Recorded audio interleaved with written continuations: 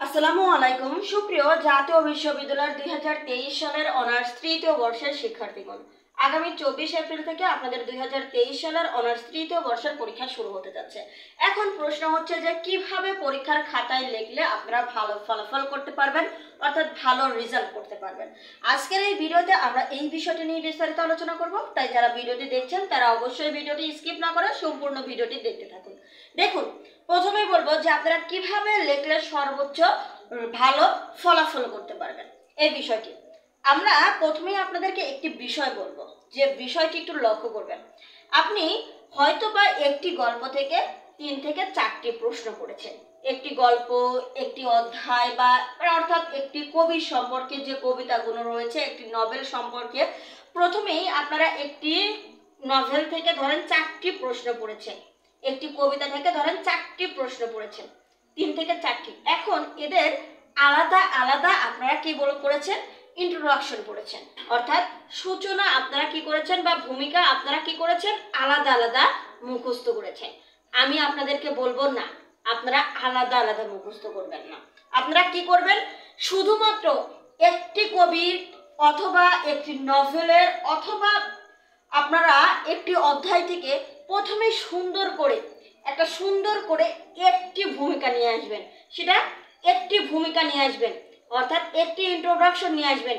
সেটা হতে পারে কয় লাইন, সর্বোচ্চ 4 লাইনের একটা সুন্দর প্রেজেন্টেশন আপনারা রেডি করবেন। সে প্রথম অধ্যায় হোক, অর্থাৎ প্রথম অধ্যায় আসলে প্রথমেই আমি এই অধ্যায় অর্থাৎ এই 4টা লাইন লিখব প্রথম অধ্যায় থেকে, অথবা এই কবির জীবনী থেকে প্রশ্ন আসলে, অথবা এই নভেল থেকে প্রশ্ন আসলে আমি এই 4টা লাইন মাস্ট লিখব।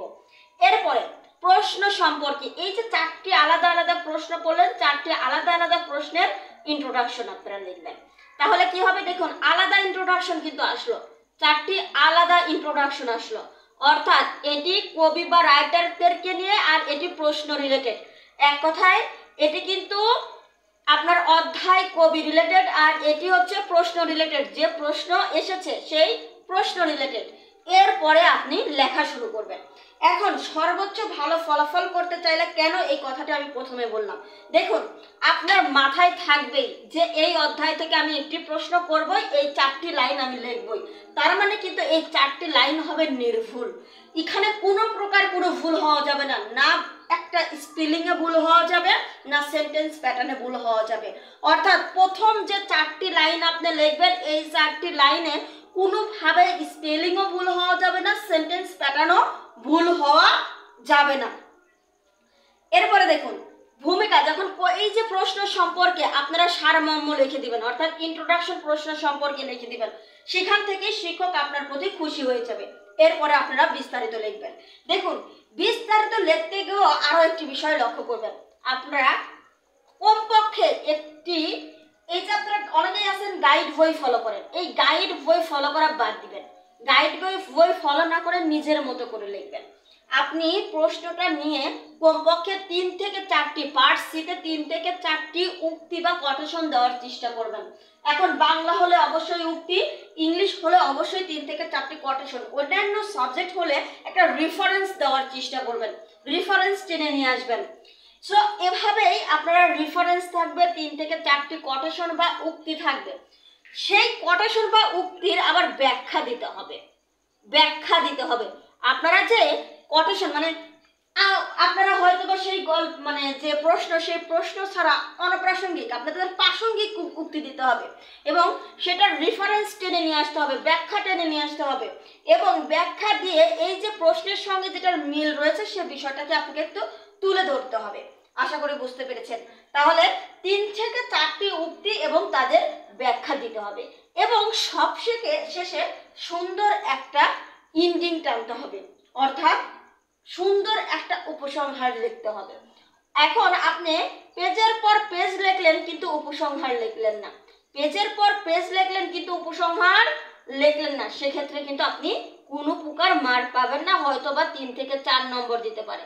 কিন্তু যদি আপনি প্রশ্ন লেখা শেষ হয়নি কিন্তু আপনার সময় শেষ হয়ে গেছে, তবু আপনি উপসংহার লিখুন, সেক্ষেত্রে কিন্তু 5 থেকে 6-7 নম্বর আপনি পেয়ে যেতে পারেন। এই বিষয়টি আপনাদেরকে খেয়াল রাখতে হবে, প্রশ্নের শেষ কিন্তু আপনাকে দিতে হবে। পার্ট সি হলে 2টা উক্তি মাস্ট দিবেন। পার্ট বি হলে দুইটা উক্তি 1 থেকে 2টা উক্তি মাস্ট দেওয়ার চেষ্টা করবেন। আশা করি বুঝাইতে পারছি।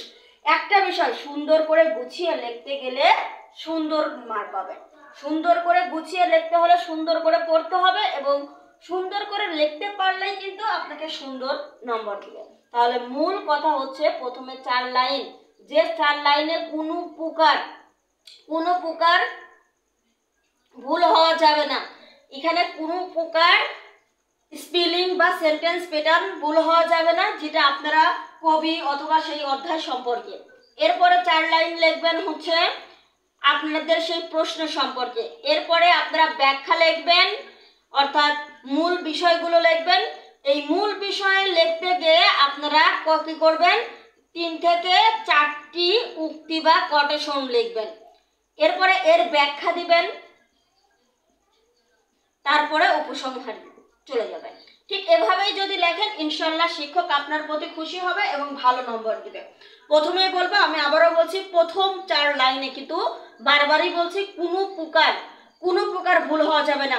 আর যে কথাটি প্রথমেই বলছিলাম যে 3 থেকে 4টি প্রশ্ন পড়বেন, আলাদা আলাদা সূচনা পড়বেন, ভূমিকা পড়বেন, সেক্ষেত্রে কিন্তু ভুলে যাবেন যে ওই প্রশ্নে কি যেন সূচনা পড়েছিলাম, ওই প্রশ্নে কি যেন ভূমিকা পড়েছিলাম, ঠিক এভাবেই ভুলে যাবেন। তাই বলছি প্রথমেই 4টা লাইন, যে ওই কবি সম্পর্কে আসলে এই 4 লাইন আমি লিখবই, ওই অধ্যায় থেকে প্রশ্ন আসবে এই 4 লাইন আমি লিখবই, ঠিক এভাবেই পড়ে যান, ইনশাআল্লাহ ভালো ফলাফল হবে। আজকের ভিডিওটি এ পর্যন্তই, ধন্যবাদ সবাইকে।